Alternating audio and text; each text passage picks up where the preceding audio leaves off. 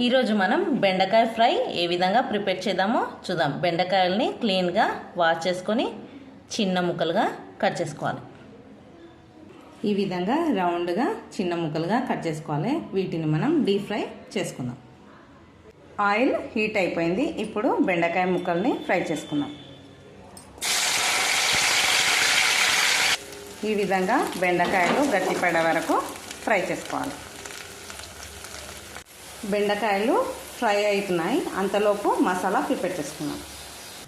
మసాలాకి కావాల్సిన పదార్థాలు: కొబ్బరి చిన్నగా కట్ చేసుకుందాం, ఎల్లిపాయలు, ఉప్పు, కారము, పసుపు, జీలకర్ర వీటిని మిక్సీ పట్టుకుందాం. బెండకాయలు ఫ్రై అయిపోయాయి, మసాలా కూడా ప్రిపేర్ అయిపోయింది. ఇప్పుడు మనం బెండకాయ ఫ్రైలో తగినంత కొబ్బరి పొడి మసాలా వేసుకుందాం. ఈ విధంగా రెండింటిని మనం కలుపుకోవాలి. ఇది చపాతీకి చాలా బాగుంటుంది. నచ్చితే మీరు కూడా ట్రై చేయండి, లైక్ చేయండి, షేర్ చేయండి.